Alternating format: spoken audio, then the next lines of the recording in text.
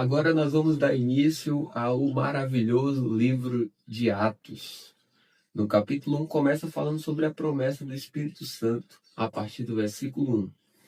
Escrevi o primeiro livro, ó Teófilo, relatando todas as coisas que Jesus começou a fazer e a ensinar até o dia em que foi elevado às alturas, depois de haver dado mandamentos por meio do Espírito Santo aos apóstolos que tinha escolhido. Depois de ter padecido, Jesus se apresentou vivo a seus apóstolos com muitas provas incontestáveis, aparecendo-lhes durante 40 dias e falando das coisas relacionadas com o reino de Deus. E comendo com eles, deu-lhes esta ordem: não se afastem de Jerusalém, mas esperem a promessa do Pai, a qual vocês ouviram de mim. Porque João, na verdade, batizou com água, mas vocês serão batizados com o Espírito Santo dentro de poucos dias. A partir do versículo 6, o contexto é a ascensão de Jesus.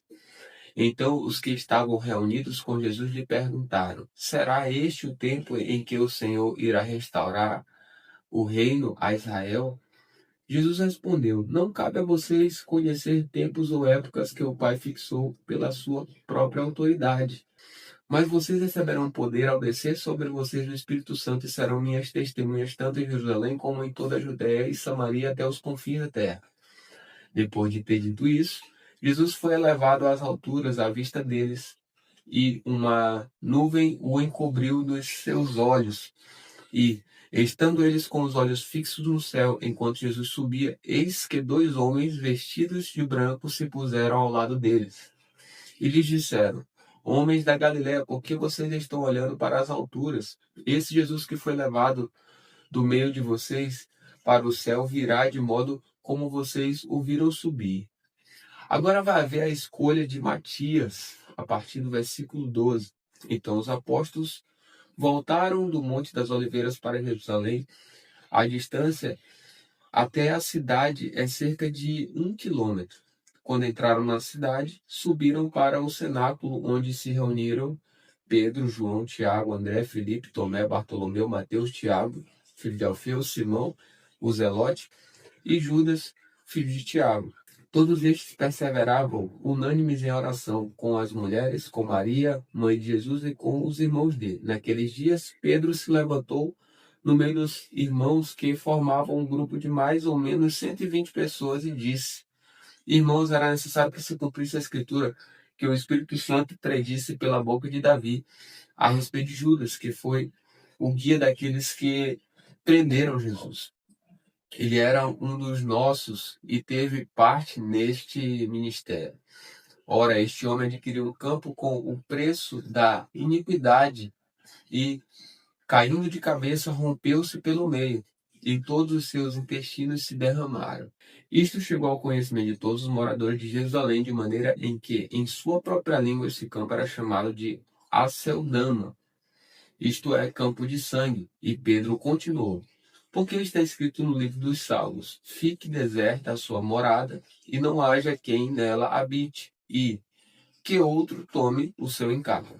Portanto, é necessário que 2 homens que nos acompanharam todo o tempo em que o Senhor Jesus andou entre nós, começando no batismo de João, até o dia em que foi tirado do nosso meio e levado às alturas, um destes se torne testemunha conosco da sua ressurreição.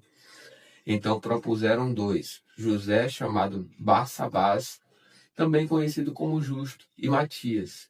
E orando disseram: tu, Senhor, que conheces o coração de todos, revela-nos qual dos 2 escolheste para preencher a vaga neste ministério e apostolado, do qual Judas se desviou, indo para o seu próprio lugar. Depois fizeram um sorteio, e a sorte caiu sobre Matias, que foi acrescentado ao grupo dos 12 apóstolos. Agora, no capítulo 2 de Atos, o contexto é a vinda do Espírito Santo. A partir do versículo 1 diz: ao cumprir-se o dia de Pentecostes, estavam todos reunidos no mesmo lugar. De repente veio do céu um som, como de um vento impetuoso, e encheu toda a casa onde estavam sentados. E apareceram distribuídas entre eles línguas como de fogo, as quais pousaram sobre cada um deles. Todos ficaram cheios do Espírito Santo e começaram a falar em outras línguas, segundo o Espírito lhes concedia que falassem. Estavam morando em Jerusalém judeus, homens piedosos vindos de todas as nações debaixo do céu. Assim, quando se fez ouvir aquela voz, afluiu a multidão, que foi tomada de perplexidade, porque cada um os ouvia falar na sua própria língua. Estavam atônitos e se admiravam, dizendo: Vejam, não são galileus todos esses que aí estão falando? Então, como os ouvimos falar, cada um em nossa própria língua materna? Somos partos, medos, elemitas e os naturais da Mesopotâmia, Judéia, Capadócia, Ponto e Ásia, da Frígia, da Panfilha, do Egito e das regiões da Líbia, nas imediações de Cirene, e romanos que aqui residem, tanto judeus como prosélitos, cretenses e árabes, como os ouvimos falar sobre as grandezas de Deus em nossas próprias línguas. Todos atônitos e perplexos perguntavam uns aos outros: o que será que isso quer dizer? Outros, porém, zombando, diziam: estão bêbados. A partir do versículo 14 vai haver a pregação de Pedro. Então Pedro se levantou junto com os 11 e, erguendo a voz, dirigiu-se à multidão nestes termos: Homem da Judéia e todos vocês que moram em Jerusalém, tomem conhecimento disto e prestem atenção no que vou dizer.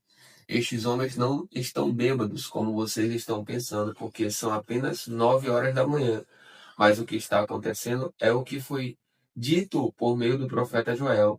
E acontecerá nos últimos dias, diz Deus, que derramarei o meu espírito sobre toda a humanidade. Os filhos e as filhas de vocês profetizarão, e os seus jovens terão visões, e os seus velhos sonharão. Até sobre os meus servos e sobre as minhas servas derramarei o meu espírito naqueles dias e profetizarão.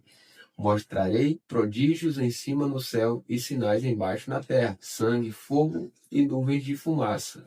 O sol se transformará em trevas e a lua em sangue, antes que venha o grande e glorioso dia do Senhor. E acontecerá que todo aquele que invocar o nome do Senhor será salvo. Israelitas, escutem o que vou dizer. Jesus, o Nazareno, homem aprovado por Deus diante de vocês com milagres, prodígios e sinais, os quais o próprio Deus realizou entre vocês por meio dele, como vocês mesmos sabem, a este, conforme o plano determinado e a presciência de Deus, vocês mataram, crucificando-o por meio de homens maus. Porém, Deus o ressuscitou, livrando-o da agonia da morte, porque não era possível que fosse retido por ela.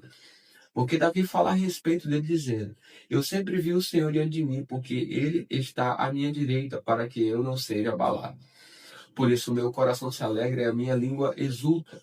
Além disso, também a minha própria carne repousará em esperança, porque não deixarás a minha alma na morte, nem permitirás que o teu santo seja corrupção. Fizeste-me conhecer os caminhos da vida e me encherás de alegria na tua presença.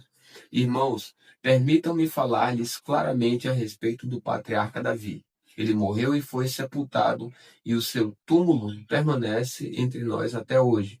Sendo, pois, profeta e sabendo que Deus lhe havia jurado que um dos seus descendentes se assentaria no seu trono, prevendo isto, referiu-se à ressurreição de Cristo, que nem foi deixado na morte, nem o seu corpo experimentou corrupção. Deus ressuscitou este Jesus, e disto todos nós somos testemunhas. Exaltado, pois, à direita de Deus, tendo recebido do Pai a promessa do Espírito Santo, derramou isto que vocês estão vendo e ouvindo. Porque Davi não subiu aos céus, mas ele mesmo afirma: Disse o Senhor ao meu Senhor: Sente-se à minha direita, até que eu ponha os seus inimigos por estrado dos meus pés. Portanto, toda a casa de Israel esteja abundantemente certa de que a este Jesus que vocês crucificaram, Deus o fez Senhor e Cristo. Agora, a partir do versículo 37, 3.000 batizados. Quando ouviram isso, ficaram muito comovidos e perguntaram a Pedro e aos demais apóstolos: Que faremos, irmãos?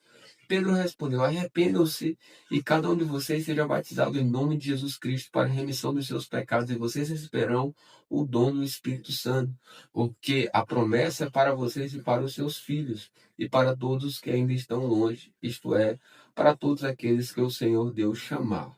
Com muitas outras palavras, deu testemunho e exortava-os, dizendo: Salvem-se desta geração perversa. Então, os que aceitaram a palavra de Pedro foram batizados, havendo um acréscimo naquele dia de quase 3.000 pessoas.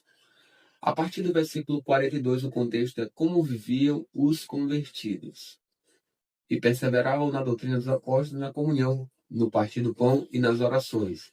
Em cada alma havia temor, e muitos prodígios e sinais eram feitos por meio dos apóstolos.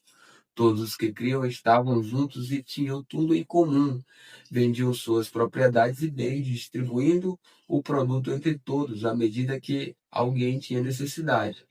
Diariamente perseveravam unânimes no templo, partiam pão de casa em casa e tomavam as suas refeições com alegria e singeleza de coração, louvando a Deus e contando com a simpatia de todo o povo.